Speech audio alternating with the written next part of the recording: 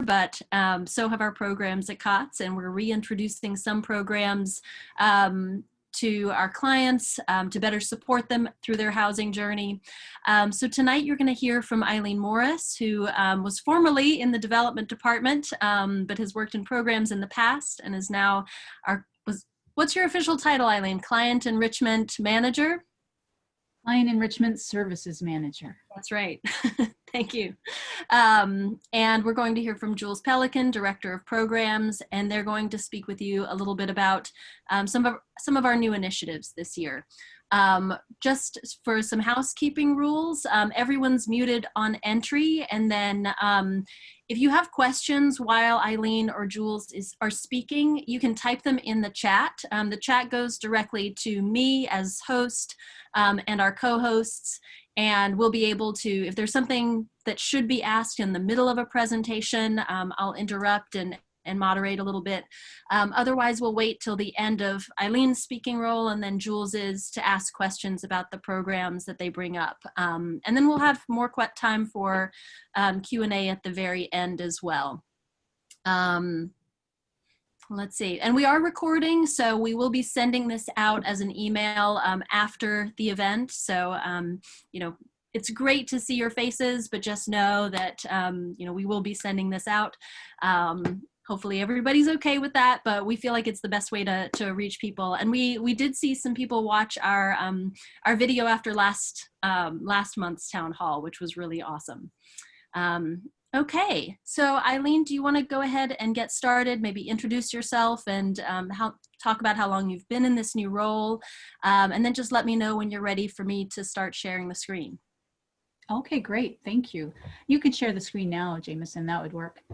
Hi, everybody. My name's Eileen Morris, and I've been at COTS a long time, but I'm really happy to be back in programs right now. And Client Enrichment Services, we are trying to bring additional services to our clients in the areas of housing, income, and technology. And of course, housing is number one because that's what we do at COTS. But you know, income and technology are of course related. And so when we were thinking about how to put our offerings together, we of course thought, how do we do it in a way that's economical, because we're COTS and everything has to be economical. And how do we do it in a way that respects each client's individuality, their different learning styles, their different needs, you know? And how do we do it in a way that involves our partners and actually benefits our partners too, and involves our community in the form of volunteers? And I think, you know, that last point, volunteers, for us, that was just a no-brainer because COTS and volunteers, we are like this. You all probably know that we were founded by volunteers back in 1988, and they ran the place for almost 2 years without paid staff. But we've also, you know, been enriched by volunteers our whole history. Everybody knows we couldn't run our food programs without our volunteers. But we've also had in our history a lot of programs that relied on volunteers and were driven by volunteers. And I'm thinking about our Family Connection program and our Compassionate Listening program, our faith-based shelter. More recently, we had our Work Ready program and the program that I managed, which was called Rent Right. And all of these programs involved like one staff person and dozens of volunteers. So from our experience, we know that volunteers can make a program so productive, but they also bring joy to our participants and they instill confidence and hope. They also just have a different skill set than I do or my colleagues do. They come from all backgrounds and they have different perspectives. And so that really makes the experience valuable for our clients. So in just a minute, you'll hear from one of our volunteers in the program, to whom I'm very grateful. I wanted to let you know a little bit about the partners that we're working with in this. First and foremost, legal aid is helping us out hugely. We have an attorney who works 85% of the time for us, and she's been helping people with all the things that could slow down a housing search that are related to legal issues.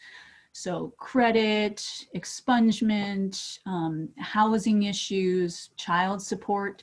She's been super valuable. We're also working with the Petaluma Adult School. They, as always, will give us space once space is something that we can all utilize together. But they're also very generous about spending time on the phone, talking to people about high school graduation or certificate programs. The county has sent down their housing navigation team to work with our folks. And we've had great online presentations from housing providers, affordable housing providers, and from Nelson Staffing. And that last one, Nelson Staffing, that was a super productive offering, resulted in a few people getting work, which is great. Oh, Jamieson, I'm sorry, you could fast forward now to at scale post-COVID. There we go. So I think when we were first thinking about this program, we were thinking classrooms and group presentations and workshops, you know, because that's an easy way to serve a lot of people at once. You know, it's very economical that way.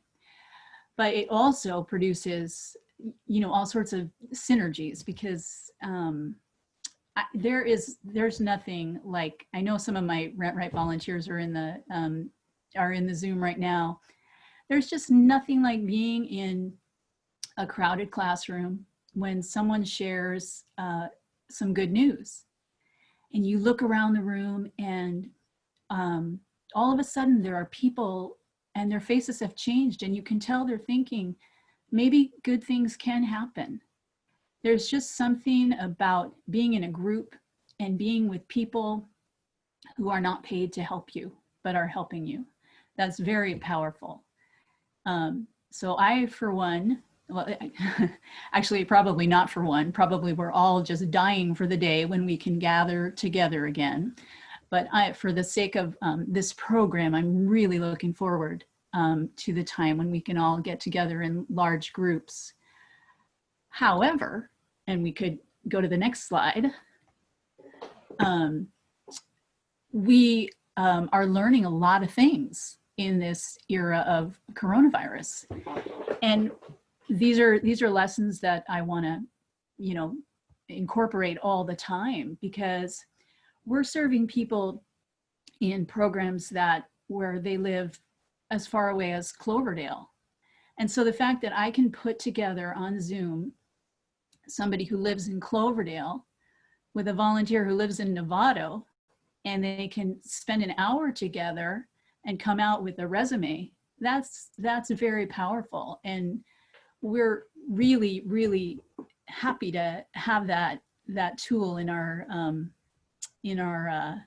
on our tool belt. The other thing is, it's just way more flexible. You know, we can accommodate so many more schedules that way, and so many more individual needs. So whatever we end up doing once we're all able to gather together, we will make it a hybrid, I think. All kids are going to school hybrid style, so we might borrow from them. But that said, I wanted to go to the next slide. And my ulterior motive, or not so ulterior motive, in talking tonight is we're going to need a lot more volunteers in the new year, because we will be able to gather again, it looks like. And so I hope that you will consider in the new year slinging on with us.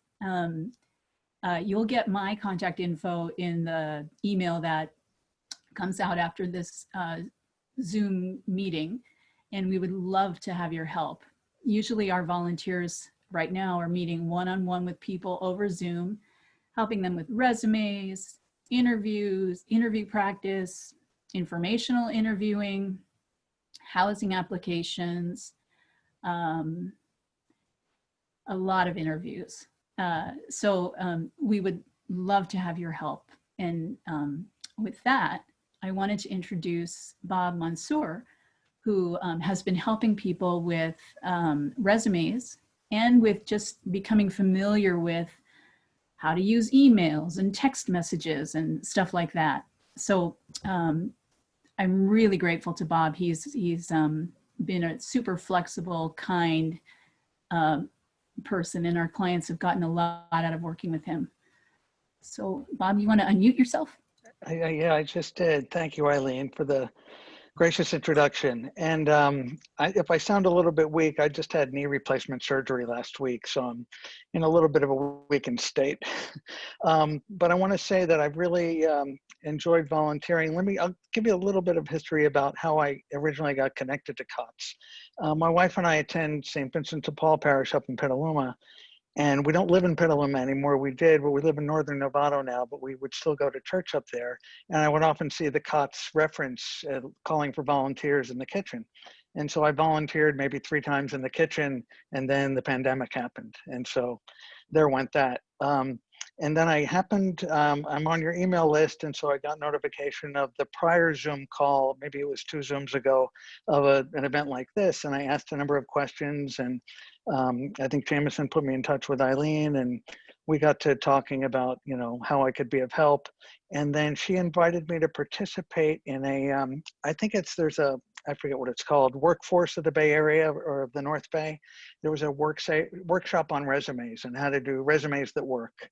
And my background's in the technology industry, but I've done a lot of hiring and some firing too. But I've seen a lot of resumes. I sort of kind of know what I like. But I've also, I came away from this workshop with really a great set of new tools.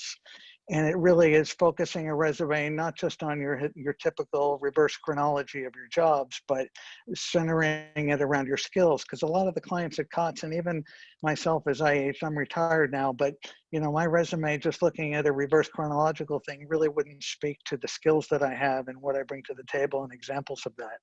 So this resume workshop was outstanding. And so I have, since that time, Eileen's been phenomenal, and none of this would work without her skills at setting up these Zoom calls.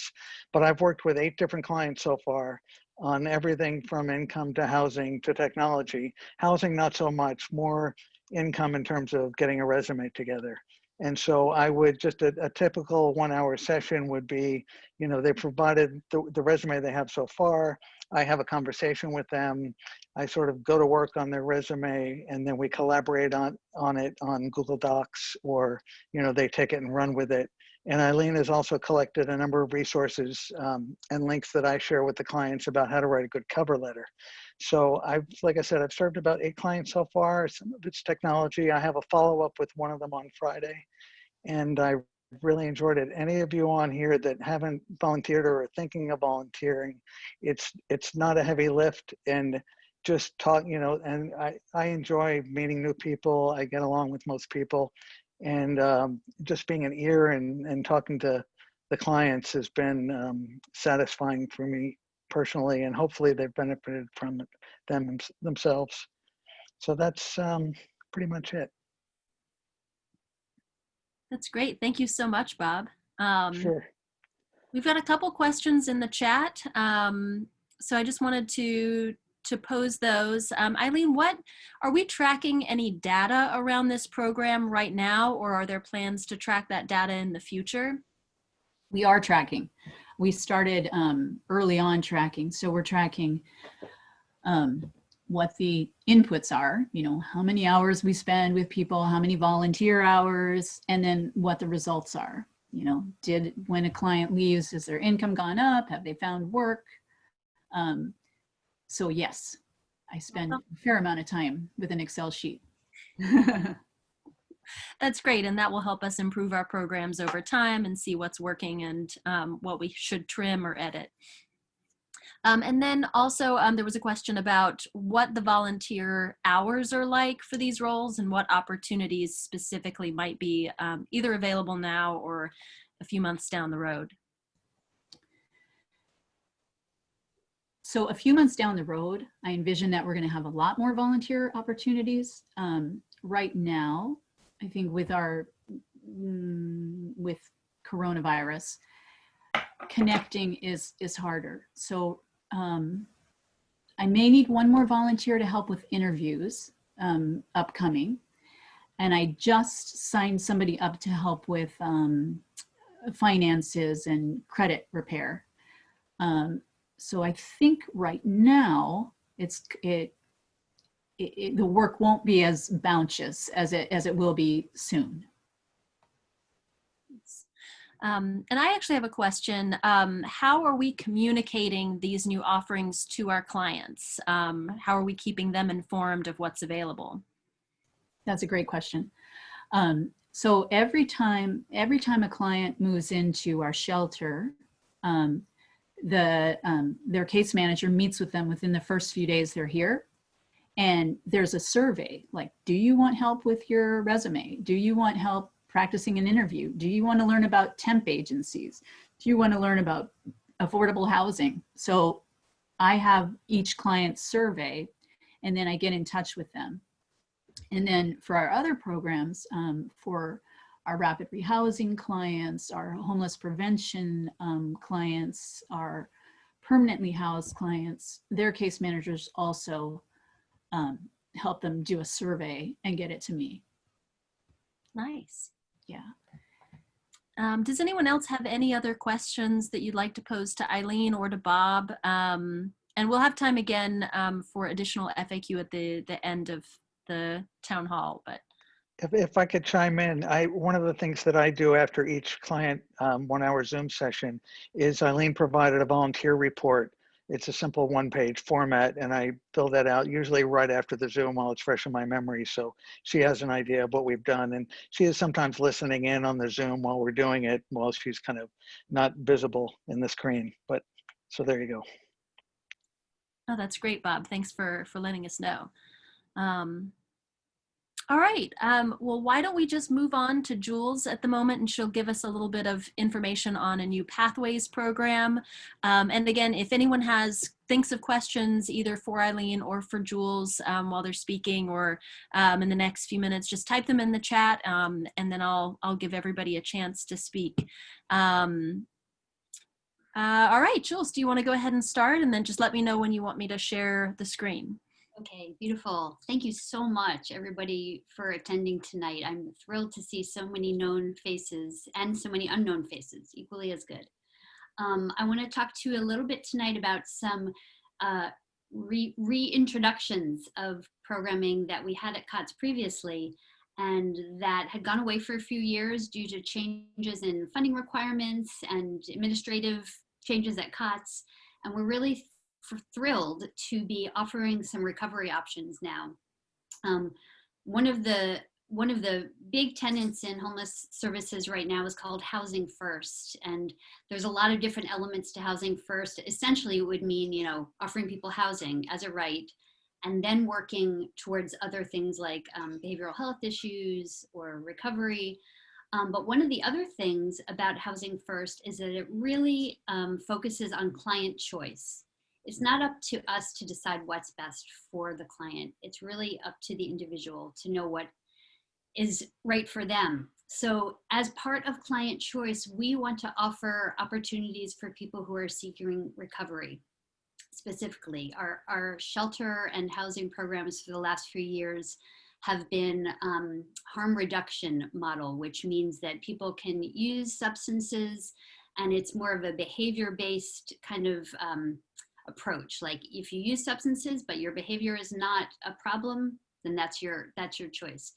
And if your behavior is a problem, then that becomes something we have to work with. But we want to also honor people who are trying to start recovery anew or who have a solid recovery and they're trying to keep it going. And this is challenging in the best of times and in the best of situations, but particularly if you're living at a shelter with 80 other people who may or may not be using substances, or if you're in housing that is shared with other people that you didn't necessarily choose, but this is your housing.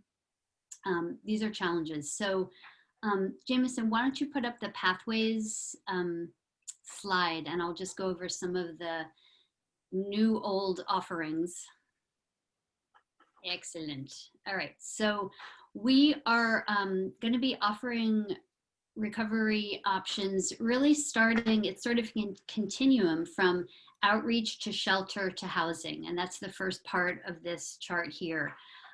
For folks who are living in encampments or on the streets, we're offering a 21-day challenge where people maybe don't feel quite ready to come into a shelter environment for sure.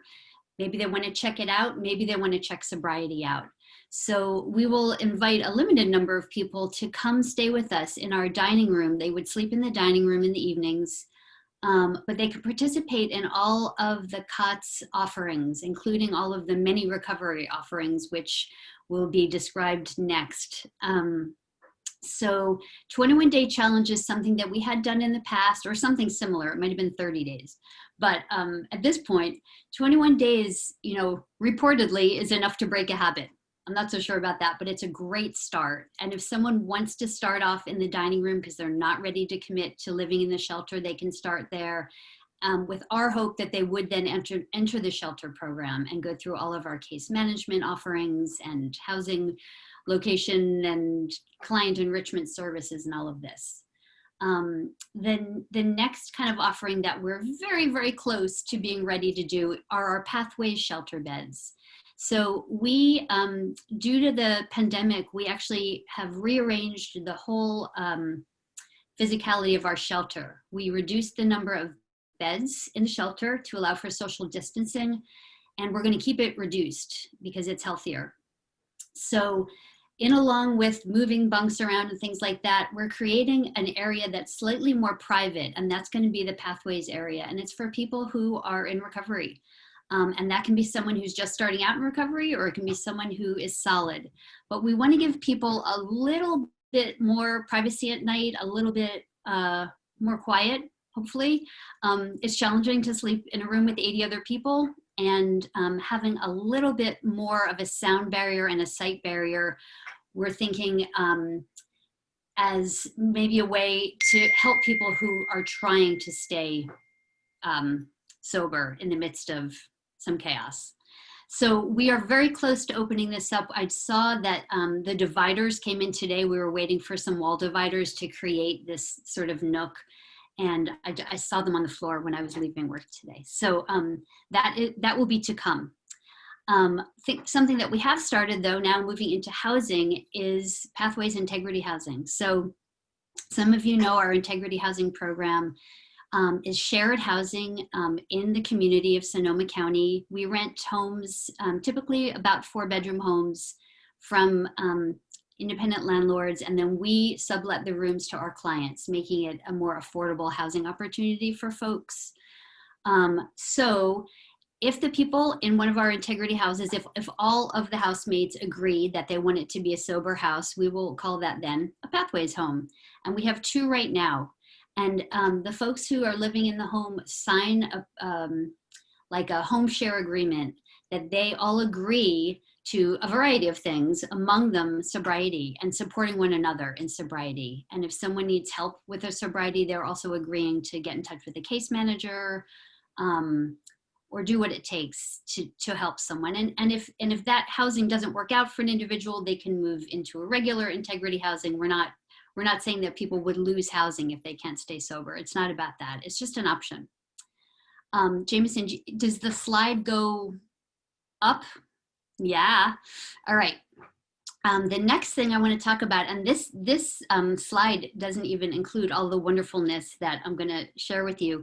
We are now, as of this week, we're offering recovery options 6 days a week to our clients, which is a really big deal. There's so much support in the recovery community, and it's so necessary. At the last point in time count in Sonoma County, about 40% of homeless individuals identified a substance use issue. So we're talking a lot of our peeps need or could use or desire some sort of recovery support. And we have Julia Dodge on the call here. And Julia is one of our magnificent case managers who also is leading some of our recovery groups. And Julia, I'd love you to just spend a few minutes talking about the offerings that we have for groups right now. Sure, I'd be happy to. Hi, everybody. Great to be here this evening. Yeah, so, we have quite a robust, offerings of recovery groups. Like Jules mentioned, 6 days a week, clients have recovery meetings that they can go to right here in the shelter. And that's really vital to people, especially in early recovery, to go to meetings. We've brought back Alcoholics Anonymous and Narcotics Anonymous Fridays and Sundays. We haven't seen these meetings since the COVID-19 hit in about March. So we're really thrilled to have them back, of course, with social distancing and mask requirements and all. Also on Monday nights, we have a van that was donated to us by the city quite generously. And we take clients to recovery meetings at the Alano Club. And it's really, kind of important for people to, get off campus and start engaging with the recovery community outside of the shelter. Midweek, we have kind of a nice variety of other recovery options. I do Smart Recovery on Tuesday evenings. Smart Recovery stands for Self-Management and Recovery Training. It's kind of a psychology-based approach to recovery. On Wednesday nights, recovery maintenance is taught by Christina. It's kind of a relapse prevention, like how to identify triggers that cause cravings, and even just how to have fun in sobriety. That could be a challenge for lots of people. Hey, I'm going to break in for 1 sec. Jamieson, do you want to put the slide up that has all of this information that Julia's? Thank you. Sorry, Julia. That's right. And on Thursdays, there we go. On Thursdays, I lead the Refuge Recovery Candlelight Meeting. Refuge Recovery it's inspired by Buddhist principles to end the suffering of addiction. And it also introduces the clients to guided meditation, which many people are not familiar with. So, as you can see, there's just a wide variety of meetings for our clients. It's a really exciting time at Mary Isaac Center. Yeah, so that's it. Thank you so much.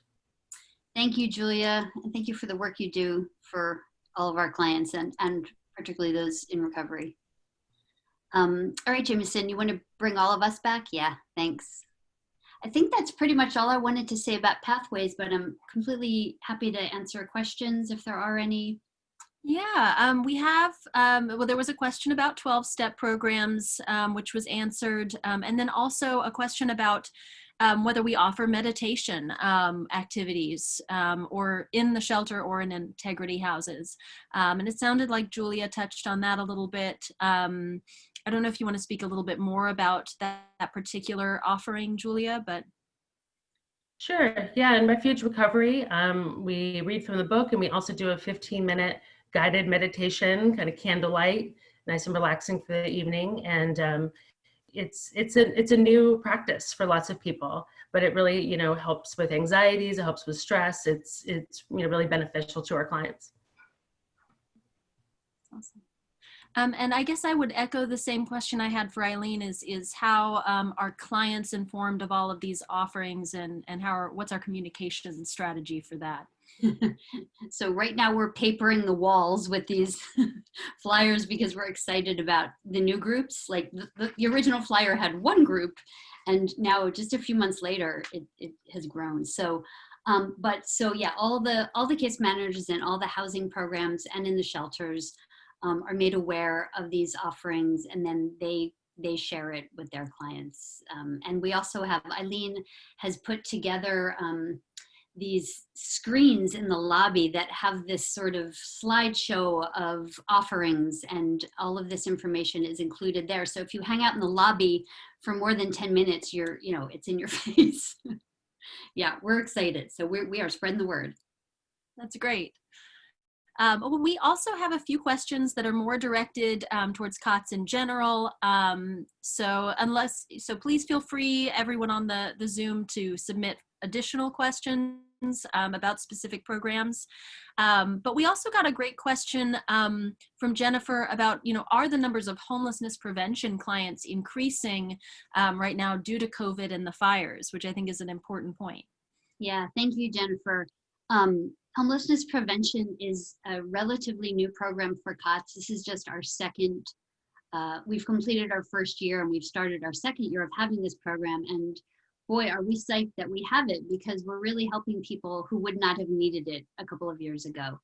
We're, in addition to the homelessness prevention program that we have, we are just also receiving funding from the city of Petaluma to assist Petalumans specifically with rental assistance who have been COVID impacted. So that's going to be a very specific subset of folks who probably never would have been close to homelessness, in another situation without a pandemic.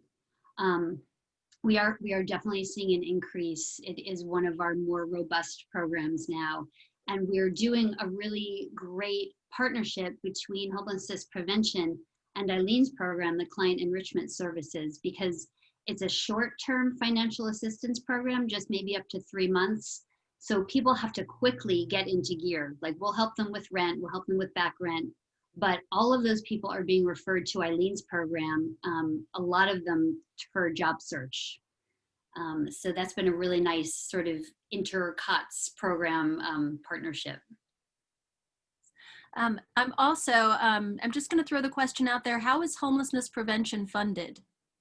The funding that we have currently is through the county, the CDC, the CDC, the Community Development Corporation, Community Development Commission. CDC, Commission. There's 3 letters. We just use acronyms in homeless services. So, and that is, I think, HEAP funding. It trickles down from like federal to state to county to us. And then the new homelessness prevention will be City of Petaluma, and that's through ESG, which is Emergency Solutions Grant. No, it's through CDBG, Community Block Development Grant. A lot of letters. And that was just passed by the City of Petaluma in October, right? That's a $50,000, is it grant, or grant might not be the official word. Yeah, it's a $150,000 grant over 3 years. So we are thrilled to be recipients of that, specifically to help Petalumans. So. Yes. So thank you, Mayor Barrett, and thank you, Council Member Kevin McDonald. Yeah, thank you too. I'm looking at the 2 of you right now. Yeah. That's great. We also had a question that's actually for Chuck. Chuck, can you give a perspective on the continuum of care board election and the future of community collaboration for the whole county? Are we out of time? Yeah, it's we have a lot of work to do there. They're having to resuscitate the old continuum of care board because the way it was originally formed. They're bringing everybody back within the next couple of weeks to reform the board and elect board officers. It's going to be a little bit of a struggle getting everybody to the table, but I think my colleagues that I've spoken with, we all have a whole lot of hope. We truly do. You've got a heck of a lot of expertise and passion. And I think coming together with some strong leadership and vision, I think accountability is really important. I have a whole lot of hope. I really do. I think you've got some really good people at the table. That's great. And because that question referred to community collaboration, I wonder, Jules, if you actually want to give a little bit of background towards some of the collaboration we've been doing with the Petaluma Police Department and a lot of our other local partners here, and how we're doing outreach alongside them. Yeah, to the question earlier from Jennifer about homelessness prevention, the other program that is exploding during the pandemic is our outreach program. And there's plenty of people in the unsheltered community right now who are more visible than sometimes is true. And because not everybody wants to come into a shelter on a good day, During a pandemic, not everybody wants to come into a shelter. So we've really increased our outreach efforts and our partnerships towards working with the unsheltered population who are in encampments or on the streets or wherever they are at. We will go there. So we have a weekly, really robust weekly meeting with the city of Petaluma, the city manager and assistant city manager, Peggy and Brian, and the Petaluma Police Department, the Downtown Streets team, which is another nonprofit who works with unsheltered folks towards gaining job skills and finding housing. We work with the Friends of the Petaluma River and the Petaluma River Heritage Foundation. There's a lot of letters, but I'm trying to use the real words. And Petaluma Health Center, Annie Nickel, and Petaluma Valley Hospital. So, and the fire department. This is a very robust group, and we're all taking a look at both the spots where unsheltered folks are encamping and what are the safety issues there, and the individuals themselves. A lot of these individuals are known to our outreach workers, and they may be frequent flyers in the hospital. So we're all working together to serve this very hard to serve, you know, sometimes service resistant population. And as it gets colder and, you know, soon it will get wetter, I think more people will come into our shelter who maybe have spent the spring and summer, you know, kind of more comfortably living outside. But without these partnerships, none of us could do this alone. The police can't do this alone because they're not social service workers. We can't do it alone because we need the support of the city and the police and the hospitals. So it has been just a game changer and so inspiring to work with other folks in our city on this issue right now. Thanks for bringing that up, Jamieson. Yeah. Jamieson, we've got Matt and Polly Stone on, and Matt's part of that Monday meeting, you know, collaborating around homelessness. Matt, you may want to, if you want to say a few words about your participation. Annie, you're also part of that group as well.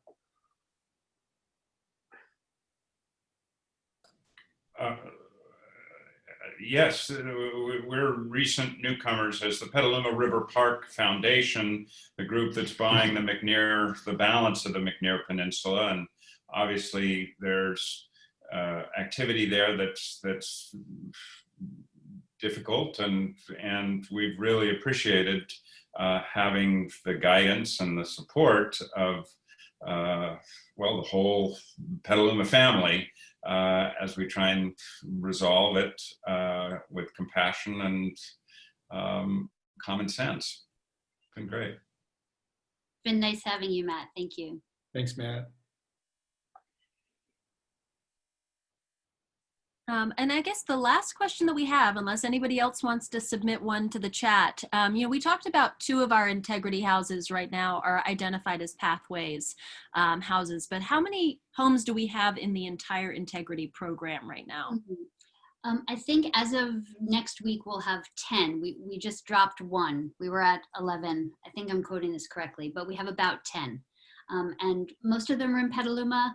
And we have one in Cotati, Rohnert Park, Santa Rosa, so spread out a bit. And this program utilizes both individual landlords who are able and willing to rent at a low market rate to us so that we can then pass on that low rent to our clients. And then we also have some City of Petaluma owned houses that we are able to use, which really allows this program to work just financially. We would need some of these, you know, $1 a year houses in order to float the other houses, because it does cost money to run the program.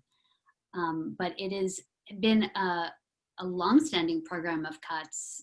Eileen, you may know how many years, but it's been a way that we have housed people that is pretty homegrown. You know, it's not funded by anyone. So, yeah. That's great. Well, that's all of the questions that I have in the chat. But I want to thank all of our speakers today, Jules, Eileen, Bob, Julia, for sharing with us Chuck also for answering questions on the fly. And thank everybody for joining us. It's been really great to see your faces and to get a chance to talk to you, if not in person, then at least virtually about some of the more exciting things that we're working on right now. So thank you everybody so much for being with us tonight. We will send the recording out afterwards, so watch for that email. And we hope to see you soon. Oh, and the COTS hour, December 3rd, so mark your calendars. You'll be receiving more information about that as well. So we will see you then. Thanks, everybody. Good night, everyone. Thank Good night, you. everyone. Thank you. Good night. Thank you all. Thank you, Bob.